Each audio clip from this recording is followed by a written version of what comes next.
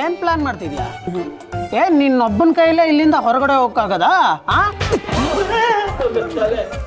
ಕಳ್ಳ ಸರ್, ಇದ್ರಾಗ ನಂದೇನು ತಪ್ಪಿಲ್ರಿ. ನಮ್ಮ ಮಿಠಾಯಿ ಅಂಗಡಿ ಮೇಲೆ ಹಣ್ಣಿ ಮಾಡಿ ಹೇಳಕತ್ತೀನ್ರಿ. ನನಗೇನು ಗೊತ್ತಿಲ್ಲ. ಅವ್ರು ಒಬ್ರು ಮಾತಾಡ್ಕೊಳಕತ್ತಾರ.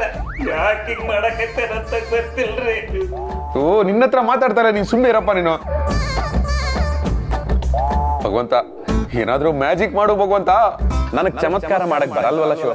ಚಮತ್ಕಾರ ನೀನೇ ಮಾಡ್ಲಿಲ್ಲ ಅಂದ್ರೆ ಇನ್ಯಾರು ಮಾಡ್ತಾರೆ? ಚಮತ್ಕಾರ ನಿನಗೆ ನಾನು ಮಾಡ್ತೀನಿ. ಲೇ, ನೀನು ಹಿಂಗೆ ಒಬ್ಬೊಬ್ಬನೇ ತಿಕ್ಕಲ್ ಥರ ಮಾತಾಡ್ತಾ ಇರೋ, ನಿನ್ನ ಟಚ್ಚೇ ಮಾಡದೆ ಮೇಲಕ್ಕೆ ಕಳಿಸ್ಬಿಡ್ತೀನಿ. No no no, it's highly impossible. According to science, the gravity of the earth is 9.8. ಸುಮ್ಮನಿರಯ್ಯ. ಮೌ, ಹೆಂಗಮ್ಮ ಈ ಮೆಂಟ್ಲ ಜೊತೆ ಸಂಸಾರ ಮಾಡ್ಕೊಂಡಿದ್ಯಾ? ಯಾಕೋ ತುಂಬಾ ಹೊಟ್ಟೆ ಹಶ್ವಾಗ್ತಿದೆ. ಬಜ್ಜಿ ತಿನ್ಬೇಕು ಅನ್ನಿಸ್ತಿದೆ. ಅಮ್ಮ, ಒಂದು ನಿಮಿಷ ಇರು. ವಾಟರ್ ಬಾಟ್ಲು, ನನ್ನ ಹೆಂಡತಿ ಬಜ್ಜಿ ತಿನ್ಬೇಕಂತೆ, ಮಾಡ್ಕೊಂಬ. ಪಾಪ ಬಸ್ರಿ ಬೈಕೆ ಅಲ್ವಾ, ಆಯ್ತು ಮಾಡ್ಕೊಡ್ತೀನಿ. ಗಿರ್ಜಮ್ಮ, ಹ್ಯಾಂಗೂ ಬಜ್ಜಿ ಮಾಡೋದು ಮಾಡ್ತೀರಿ, ನನಗೂ ಒಂದು ಪ್ಲೇಟ್ ಸೇರಿಸಿ ಮಾಡಿಯಲ್ಲ. ತಾಟ, ಬಜ್ಜಿ ಕೇಳೋಕೆ ಹೊತ್ತು ಗತ್ತು ಇಲ್ವೇನೋ? ನೋಡು, ಅವರು ಕೊಟ್ಟು ಎಲ್ಲ ಉಳಿದ ಮೇಲೆ ನನಗೆ ಕೊಡ್ತಾರೆ. ನೀನು ಹೋಗಿ ಮಾಡ್ಕೊಂಬಮ್ಮ. ಇರಮ್ಮ, ಇಲ್ಲಿ ಪಾಷಾಣ ಹಾಕ್ಬಿಟ್ಟಿಯಾ, ನಾನು ಬರ್ತೀನಿ. ಅಷ್ಟು ಕಾಸ್ಟ್ಲಿ ಐಟಮ್ಸು ನಮ್ಮ ಮನೇಲಿ ಇಲ್ಲ. ನೀವು ಬನ್ನಿ ಅಕ್ಕ.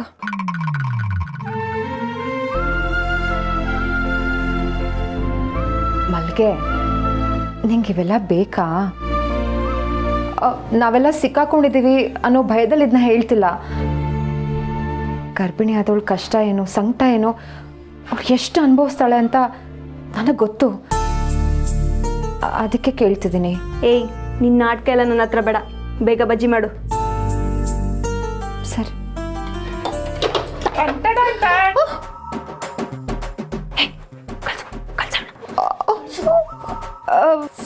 ಸಂಧ್ಯಾ ಅವರೇ, ನಾವೆಲ್ಲ ಕಳ್ರು. ಏನು? ನೀವೆಲ್ಲ ಕಳ್ರ? ಏನು ಹೇಳ್ತಿದ್ದೀರಿ? ನಾಟ ತೋರಿಸ್ಬಿಟ್ಟೆ ಅಲ್ಲ, ಒಳಗಡೆ ಕರಿಯೋಣ. ಕರಿ ಒಳಗಡೆ, ಕರಿ ಇಲ್ಲಂದ್ರೆ ಚುಚ್ಚಿಬಿಡ್ತೀನಿ. ಅದು ಸುಮ್ಮನೆ ತಮಾಷೆಗೆ ಜೋಕ್ ಮಾಡಿದೆ. ಅದು ಉಪ್ಪಿಟ್ಟು ಮಾಡೋಣ ಅಂತ ತರಕಾರಿನೆಲ್ಲ ಕಟ್ ಮಾಡಿಟ್ಟಿದ್ದೀನಿ. ಎಣ್ಣೆ ಇದೆ, ಸಾಸಿವೆ ಇದೆ, ಜೀರಿಗೆ ಇದೆ, ಕಡಲೆಬೇಳೆ ಇದೆ, ಉದ್ದಿನಬೇಳೆ ಇದೆ, ಕೊತ್ತಂಬರಿ ಸೊಪ್ಪಿದೆ, ಕರಿಬೇವು ಸೊಪ್ಪಿದೆ. ಆದರೆ ರವೆನೇ ಇಲ್ಲ. ಪ್ಲೀಸ್ ಏನು ಅನ್ಕೋಬೇಡಿ, ಒಂದೇ ಒಂದು ಗ್ಲಾಸ್ ರವೆ ಕೊಡಿ, ನಾಳೆ ವಾಪಸ್ ಕೊಟ್ಬಿಡ್ತೀನಿ. ಅಷ್ಟೇ ತಾನೇ, ಕೊಡ್ತೀನಿ. ಬನ್ನಿ ಒಳಗೆ. ಒಂದು ಗ್ಲಾಸ್ ರವೆಗೆ ಯಾಕ್ರಿ ಒಳಗೆ ಬರಬೇಕು? ಇಲ್ಲೇ ಕೊಡಿ. ನಾನು ಕೊಡ್ತಿದ್ದೆ, ಇವ್ರು ಬಿಡ್ಬೇಕಲ್ಲ. ಯಾರು? ನಿಮ್ಮ ಮಾವನ? ಗಿರ್ಜವ್ರೆ, ನಿಮಗೆ ಗೊತ್ತಿಲ್ಲ, ನಿಮ್ಮ ಮಾವಂಗೆ ನನ್ಕಂಡ್ರೆ ತುಂಬಾ ಇಷ್ಟ. ಹೌದಾ? ಬನ್ನಿ ಒಳಗೆ. ಬರ್ತೀನಿ ರೀ. ಯಪ್ಪ,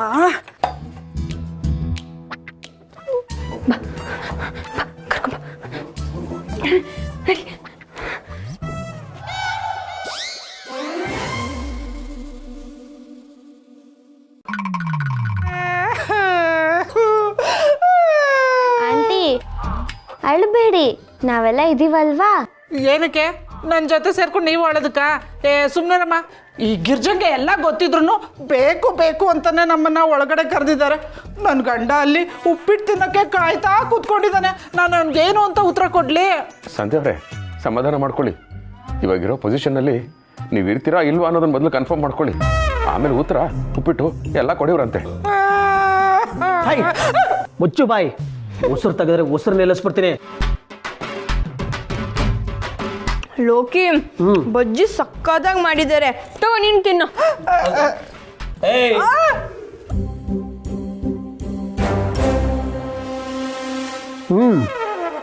ಚೆನ್ನಾಗಿದೆ, ಆದರೆ ಸ್ವಲ್ಪ ಖಾರ ಜಾಸ್ತಿ. ಮಲ್ಗೆ, ಮೆಣಸಿಕಾಯಿ ತಿನ್ನೋಕೆ ಹೋಗ್ಬೇಡ, ಮಗು ಖಾರ ಆಗುತ್ತೆ. ಲೋಕಿ, ನಂಗೆ ಟಿವಿ ನೋಡ್ಬೇಕು ಅನ್ನಿಸ್ತಿದೆ. ಹೌದಾ? ವಾಟರ್ ಬಾಟ್ಲು, ಟಿವಿ ಹಾಕು. ಇದು ಹಾಲಲ್ಲಿರೋ ಟಿವಿ ಅನ್ಕೊಂಡ್ರಾ? ಹಾಳಾಗಿರೋ ಟಿವಿ. ಸ್ವಿಚ್ ಹಾಕಿದ್ರು ಆನ್ ಆಗಲ್ಲ. ಲೋಕಿ, ನಂಗೆ ಅದೆಲ್ಲ ಗೊತ್ತಿಲ್ಲ, ನಂಗೆ ಎಂಟರ್ಟೈನ್ಮೆಂಟ್ ಬೇಕಷ್ಟೇ. ಹೌದಾ ಸರಿ, ಒಂದು ನಿಮಿಷ ಇರು. ಏಯ್, ಎಲ್ಲರೂ ಸರಿಯಾಗಿ ಕೇಳಿಸ್ಕೊಳ್ಳಿ. ನಾನು ಹೆಂಡತಿ ಹೇಳಿದ್ಮೇಲೆ ಮುಗೀತು. ನಾನು ಸಾಂಗ್ ಪ್ಲೇ ಮಾಡ್ತಾ ಇರ್ತೀನಿ, ಒಬ್ಬೊಬ್ಬರೇ ಬಂದು ಡ್ಯಾನ್ಸ್ ಮಾಡ್ತಾ ಇರಬೇಕು. Ladies first.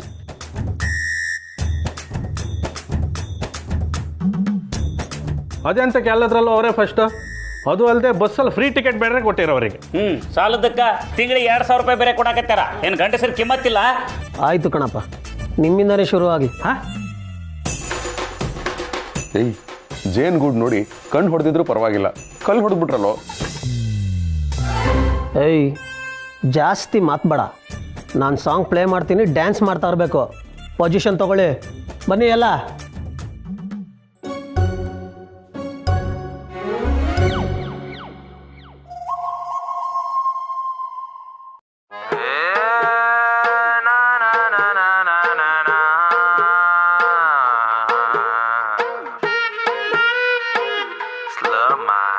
ಜೀವನ ಟಾನಿಕ್ ಬಾಟ್ಲಿ ಕುಡಿಯೋ ಮುಂಚೆ ಅಲ್ಲಾಡ್ಸು, ಬಾಡಿನ ಹಿಂದ್ಕೆ ಮುಂದ್ಕೆ ಮ್ಯಾಲೆ ಕೆಳಗೆ ಅಲ್ಲಾಡ್ಸು. ನಾಳೆ ನಾವೇ ಇರೋದಿಲ್ಲ, ಬೇಕಾ ಮೀಟಿಂಗು, ಶಾಶ್ವತ ಯಾವುದು ಇಲ್ಲ, ಎಲ್ಲ ಸೇಕಿಂಗು. ಸೊ ಅದಕ್ಕೆ ಅದಕ್ಕೆ ಅದಕ್ಕೆ ಅದಕ್ಕೆ ಅದಕ್ಕೆ ಅದಕ್ಕೆ ಅಲ್ಲಾಡ್ ಸಲ್ಲಾಡ್ ಸಲ್ಲಾಡ್ ಸಲ್ಲಾಡ್ ಸಲ್ಲಾಡ್ ಸಲ್ಲಾಡ್ ಸಲ್ಲಾಡ್ಸು. ಅಲ್ಲಾಡ್ ಸಲ್ಲಾಡ್ ಸಲ್ಲಾಡ್ ಸಲ್ಲಾಡ್ಸ್ ಫುಲ್ಲು ಭೂಮಿ ಅಲ್ಲಾಡ್ಸು.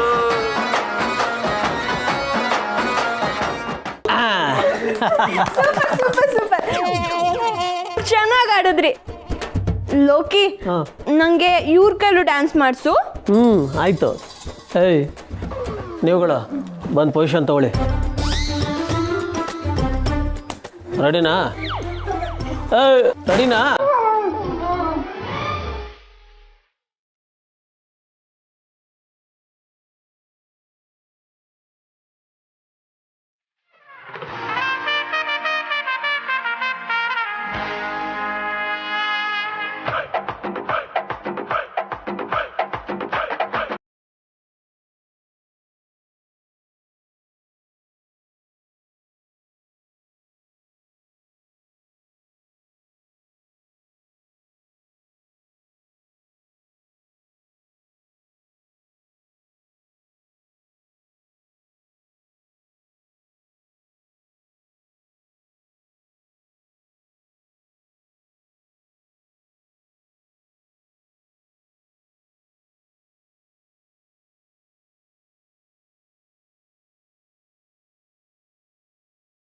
Super super super.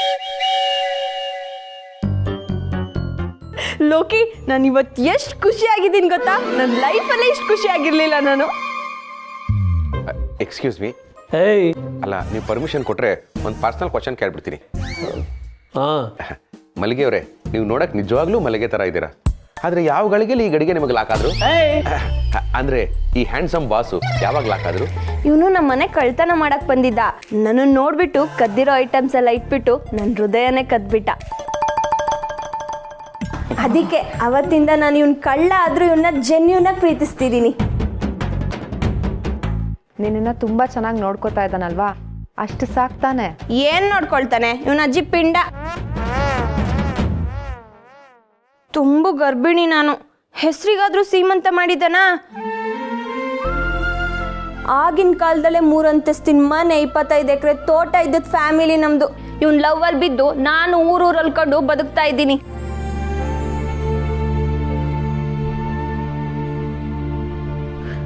ಸಂಧ್ಯಾ ಅವರೇ, ಏಯ್, ನಿಂತ್ಕೊಳ್ಳಿ.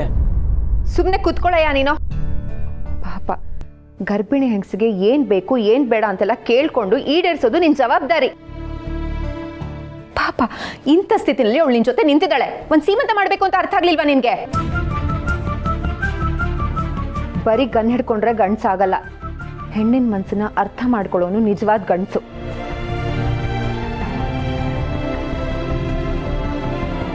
ಬನ್ನಿ ಸಂಧ್ಯಾ ಅವ್ರೆ.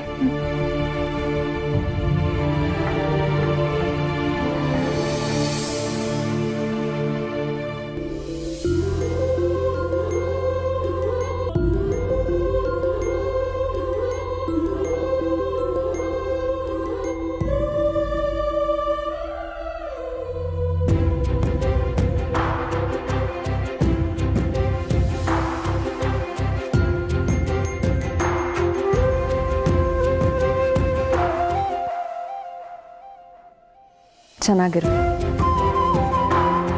ಥ್ಯಾಂಕ್ ಯು ಅಕ್ಕ.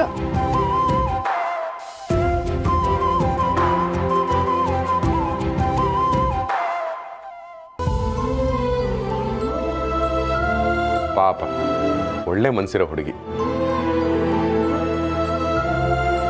ಅಲ್ವಾ? ಭಗವಂತ,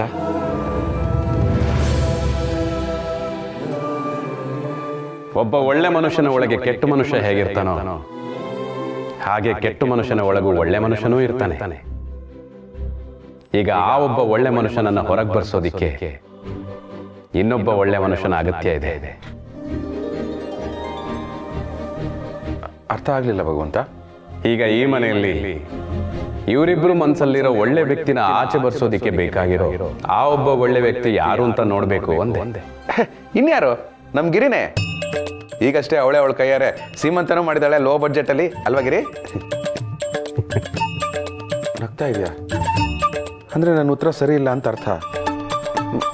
ಮತ್ತಿನ್ಯಾರು? ಭಗವಂತ,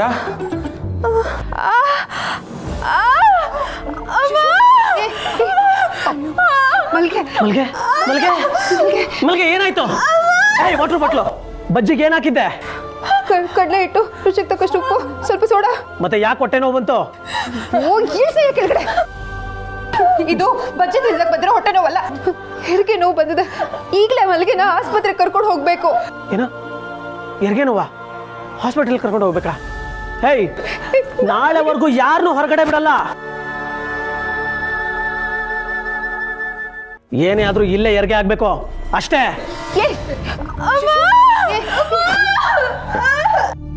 ಬ್ರದರ್, ಪ್ರಪಂಚದಲ್ಲೇ ಅತಿ ಕಷ್ಟಕರವಾದ ನೋವು ಅಂದರೆ ಹೆರಿಗೆ ನೋವು ಅಂತ ಕೇಳಿದ್ದೀನಿ.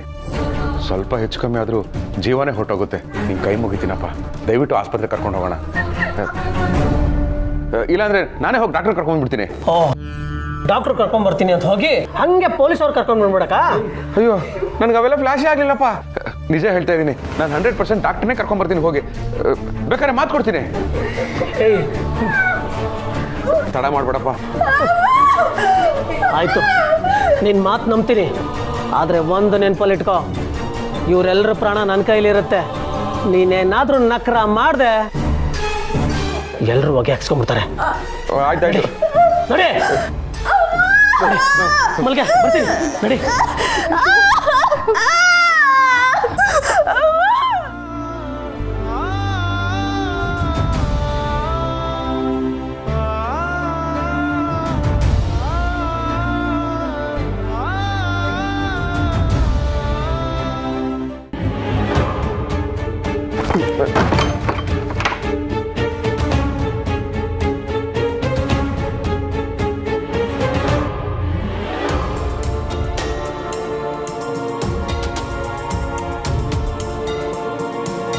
ಶಿವಪ್ರಸಾದ್,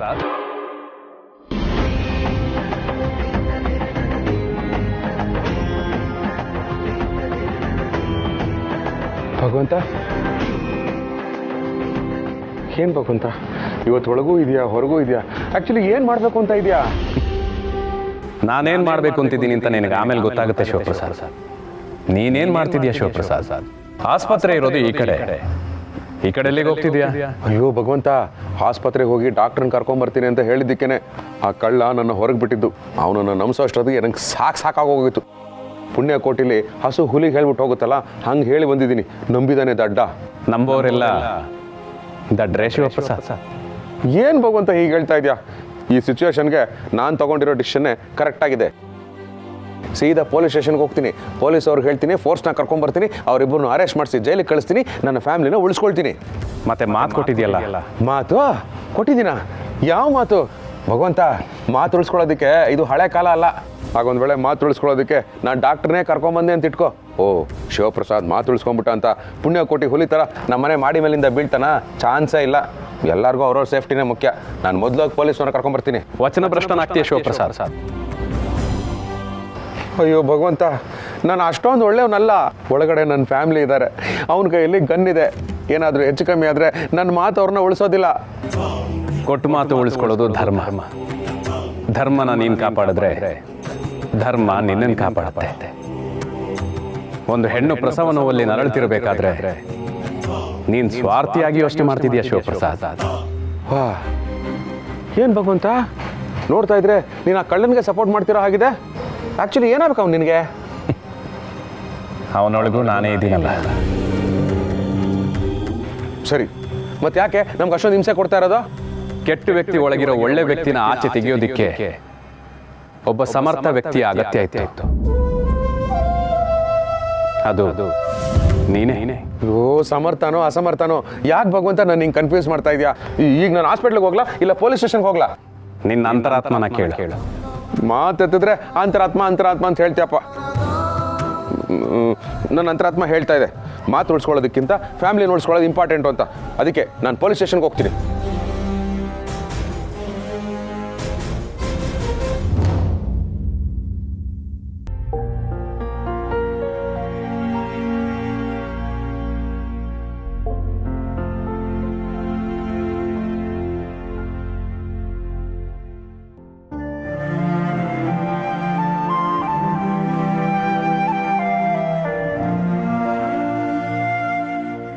ಲೈ, ನಿನ್ನ ದಡ್ಡ ಅಂತ ಬೈತಿದ್ದೆ ನಿಜ, ಆದರೆ ನೀನು ಬುದ್ಧಿವಂತ ಅಂತ ತಿಳ್ಕೊಂಡಿದ್ದೆ.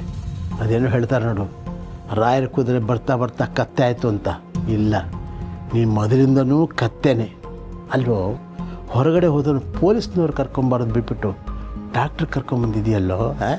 ಅಪ್ಪ, ಅಲ್ಲಿರೋದು ಒಂದು ಜೀವ ಅಲ್ಲ, 2 ಜೀವ. ಅವ್ರವ್ರು ಮಾಡಿದ ಕರ್ಮ ಅವ್ರವರೇ ಅನುಭವಿಸ್ತಾರೆ. ಪಾಪ ಆ ಮಗು ಏನು ಮಾಡಿತ್ತು? ಆ ಮಗು ಅದ್ಯಾಕೆ ಜೀವ ಕಳ್ಕೋಬೇಕು? ಅದಕ್ಕೆ ಪೊಲೀಸ್ ಸ್ಟೇಷನ್ಗೆ ಹೋಗ್ತಾ ಇದ್ದವನು ಮನಸ್ಸು ತಡಿಲಾರ್ದೆ ಆಸ್ಪತ್ರೆಗೆ ಹೋಗಿ ಡಾಕ್ಟ್ರನ್ನ ಕರ್ಕೊಂಡ್ಬಂದೆ.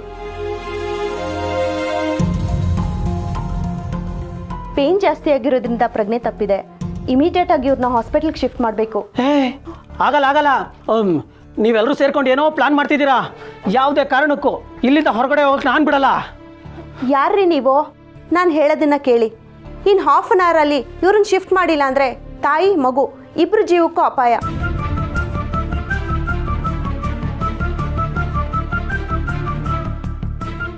ನಾನು ಹೇಗೆ ನಂಬಲಿ ನಿಮ್ಮನ್ನ? ಆಗಲ್ಲ. ಆಗೋದಿದ್ರೆ ಯಾರಿಗೆ ಇಲ್ಲೇ ಆಗಲಿ. ಏನ್ ಮಾತಾಡ್ತಿದ್ಯಾ ನೀನು? ಪಾಪ, ಅವಳು ಆಸ್ತಿ ಪಾಸ್ತಿ ಮನೆ ಮಠ ಎಲ್ಲ ಬಿಟ್ಟು ನಿನ್ ಹಿಂದೆ ಬಂದಿದ್ದಾಳೆ. ತುಂಬ ಗರ್ಭಿಣಿ, ರಿಸ್ಕ್ ತಗೊಂಡು ನಿನ್ ಜೊತೆ ಇದ್ದಾಳೆ.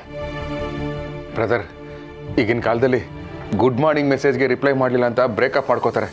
ಅಂಥದ್ರಲ್ಲಿ ನೀನು ಎಂಥವನು ಅಂತ ಗೊತ್ತಿದ್ದು ಆಕೆ ನಿನ್ನ ಜೊತೆ ಇದ್ದಾಳೆ ಅಂದರೆ ಪಾಪ ಆ ಜೀವಿಗೆ ಬೆಲೆನೇ ಇಲ್ವಾ? ಅಯ್ಯೋ, ಅದು ಹಾಗಲ್ಲ ಸರ್. ಹೊರಗಡೆ ಪ್ರಪಂಚ ಸರಿಗಿಲ್ಲ ಸರ್. ಪೊಲೀಸವ್ರು ನನ್ನ ಮಲ್ಗೆ ನೋಡಿದ್ರೆ ದೂರ ಮಾಡಿಬಿಡ್ತಾರೆ ಸರ್. ಅದು ನನಗಿಷ್ಟ ಇಲ್ಲ ಸರ್. ಬೇಕಾದ್ರೆ ಇಲ್ಲೇ ನಾನು ನನ್ನ ಮಲ್ಗೆ ಶೂಟ್ ಮಾಡ್ಕೊಂಡು ಸತ್ತೋಗ್ತೀವಿ. ಅಯ್ಯೋ ಚಚೆ, ಏನ್ ಮಾತು ಅಂತ ಆಡ್ತಿದ್ಯಪ್ಪ? ಹೊಸ ಜೀವ ಬರ್ತಾ ಇದೆ, ಸಾಯೋ ಮಾತೆಲ್ಲ ಆಡಬಾರ್ದು. ನೋಡು ಲೋಕಿ, ನೀನು ತಪ್ಪು ಮಾಡಿದ್ಯಾ, ಅದಕ್ಕೆ ನಿನಗೆ ಶಿಕ್ಷೆ ಆಗಲಿ. ಪಾಪ ಅಮಾಯಕರಿಗೆಲ್ಲ ಯಾಕೆ ಶಿಕ್ಷೆ ಆಗಬೇಕು? ಅಲ್ಲಯ್ಯ, ಹೊರಗಿನ ಜಗತ್ತು ಸರಿ ಇಲ್ಲ ಅಂತ ಹೇಳ್ತಿದ್ಯಲ್ಲ, ಮೊದಲು ನೀನು ಸರಿಯಾಗಿದ್ದೀನಯ್ಯ. ನನ್ನ ಮಗ ಹೊರಗಡೆ ಹೋದನು ಪೊಲೀಸ್ನವ್ರು ಕರ್ಕೊಂಬರ್ಬೋದಾಗಿತ್ತು. ಇಲ್ಲ, ಡಾಕ್ಟ್ರನ್ನ ಕರ್ಕೊಂಬಂದ, ಕೊಟ್ಟು ಮಾತನ್ನ ಉಳಿಸ್ಕೊಂಡ. ಯಾಕೆಂದರೆ ಅವನು ನನ್ನ ಮಗ ಕಣಯ್ಯ, ಮಾನವೀಯತೆ ಇರೋವನು. ಹೌದು, ಯಾರೋ ಒಬ್ರಿಬ್ರು ಮಾಡೋ ಕೆಲಸ ಕಂಡ್ಕೊಂಡು ಜಗತ್ತು ಸರಿ ಇಲ್ಲ, ಜನಗಳೇ ಸರಿ ಇಲ್ಲ ಅಂತೇಳಿ ಹೇಳೋದು ತಪ್ಪಲ್ದ ಮರೆ. ಯೋಚನೆ ಮಾಡ. ನೋಡಿ, ಟೈಮ್ ಇರ್ತಿದೆ, ಆಮೇಲೆ ಇಬ್ರು ಉಳಿಸ್ಕೊಳಕ್ಕಾಗಲ್ಲ. ಬೇಗ ಡಿಸೈಡ್ ಮಾಡಿ.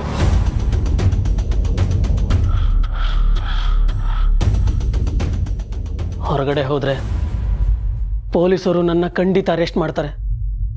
ಆಮೇಲೆ ನನ್ನ ಮಗು ಮಲ್ಗೆ ಗತಿ. ಇಲ್ಕಂಡ್ ಮರೆ, ಮಗು ಬಗ್ಗೆ ನೀ ಏನು ಯೋಚನೆ ಮಾಡಬೇಡ. ನಮ್ಗಂತೂ ಆ ಭಾಗ್ಯ ಇಲ್ಲ. ನೀ ಜೈಲಿಂದ ಆಚೆ ಬಪ್ಪುವರೆಗೂ ಮಗುನ ಕಣ್ಕೊಂಬ ಜವಾಬ್ದಾರಿ ನಂದು. ಹಾಂ, ನಾನು ಆ ಮಗುಗೆ ಯೂನಿಫಾರ್ಮು, ಸ್ಕೂಲ್ ಬುಕ್ಸು ಇದೆಲ್ಲ ನಾನು ಮಾಡ್ತೀನಿ. ನೀವು ವಾಪಸ್ ಬರೋವರೆಗೂ ಇವ್ರಿಗೆ ನಮ್ಮ ಹಾಸ್ಪಿಟ್ಲಲ್ಲೇ ಕೆಲಸ ಕೊಡಿಸ್ತೀನಿ.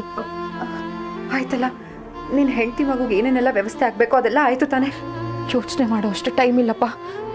ನೀರು ಹೋಗ್ಬಿಟ್ರೆ ಮಗು ಖಂಡಿತ ಉಳಿಯಲ್ಲ. ನಿನ್ನ ಕೈ ಮುಗಿತೀನಿ, ದಯವಿಟ್ಟು ಆಸ್ಪತ್ರೆಗೆ ಕರ್ಕೊಂಡು ಹೋಗೋದಕ್ಕೆ ಒಪ್ಕೋ ಪ್ಲೀಸ್.